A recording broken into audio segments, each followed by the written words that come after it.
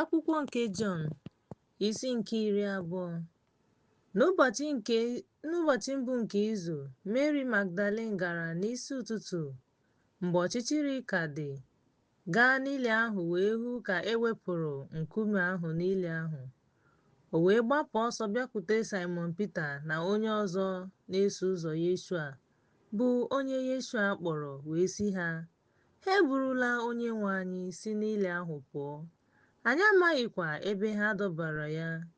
Ya mere Pita na onye nke ọzọ na-eso ụzọ pụrụ wee bịa n'ili ahụ. Ya mere Pita bịakwutere ha wee bịarute n'ili ahụ. Ha wee gbaa ọsọ. Onye nke ọzọ na-eso ụzọ wee buru ụzọ. O wedatara onwe ya, hụkwa uwe akwa linin ahụ ka ọ gbasara, ma ọ banyeghị. Simon Pita wee soro uwe linin ahụ, ya wee banye n'ili ahụ, hụkwa akwa linin ahụ dị n'isi ya ka ọ na-edinaghị akwa linin ahụ, kama ọ nọ. Onye nke ọzọ na-eso ụzọ batara, ekechiri ya n'ebe dị iche. Onye buru ụzọ bịa n'ili ahụ, o wee hụ ya, o wee ju ya anya, n'ihi na ha amabeghị akwụkwọ nsọ na ọ ga-esi n'ọnwụ bilie. Ndị na-eso ụzọ ahụ laghachiri n'ụlọ ha ọzọ, ma Mary guzoro n'ezi ili ahụ na-akwa akwa. Ka ọ na-akwa akwa, ọ kpọrọ onwe ya n'ili ahụ, wee hụ mmụọ ozi abụọ yi uwe ọcha ka ha nọdụrụ ala, otu n'isi na nke ọzọ n'ụkwụ, ebe ozu Yeshua dina.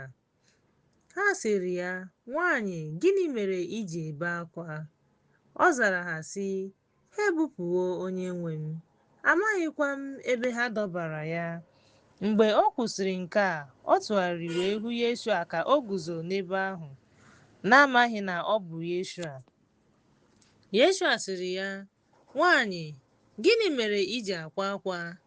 Onye ka ị na-achọ?" Ma n'ihi na o chere na ọ bụ onye na-elekọta ubi, ọ sịrị ya, "Onyenwe anyị, ọ bụrụ na ị kpọpụrụ ya, gwa m ebe i debere ya, m ga-eburukwa ya." Yeshua sịrị ya, "Mary." Ọ tụgharịrị wee sị ya, "Raboni," nke pụtara Onyenwe anyị. Yeshua sịrị ya, "Emetụla m aka, n'ihi na arịgobeghị m n'ebe nna m nọ. Kama gakwuru ụmụnne m, gwa ha, ana m arịgokwuru nna m na nna gị, Chineke m na Chineke gị." Mary Magdalene bịara gwa ya na ya ahụwo Onyenwe anyị na nke mbụ ihe mbụ.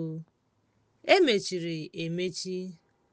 Ebe ndị na-eso ụzọ nọ n'ụbọchị izu, mgbe ọnụ ụzọ zukọrọ n'ihi egwu, Yeshua bịara guzoro n'etiti. Mgbe o kwusịrị nke a, o gosiri ha sị, "Udo dịrị unu." N'aka ya na akụkụ ya. Mgbe ahụ ndị na-eso ụzọ ahụ ṅụrụ ọṅụ mgbe ha hụrụ Onyenwe anyị. "Tinyere unu dịka nna m zitere m." O wee sị ha ọzọ, "Udo dịrị unu." Mgbe o kwusịrị nke a, o kuru ha ume sị ha, "Naranụ Mmụọ Nsọ. Onye unu ga-agbaghara mmehie, a ga-agbaghara ya.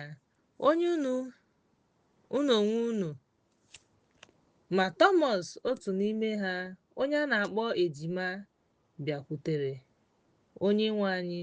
Ma ọ zara ha sị, "Ọ bụrụ na ahụghị m akara ntụ n'aka ya, ọ gwụla ma m tinyere mkpịsị aka m n'aka ya, ma tinye aka m n'akụkụ ya, agaghị m ahapụ ya." Mgbe ụbọchị 8 gachara, ndị na-eso ụzọ ya nọkwa n'ụlọ ọzọ.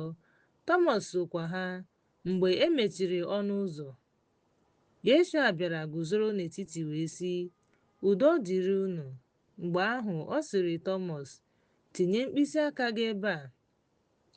Lee aka m. Setị aka gị tinye ya n'akụkụ m.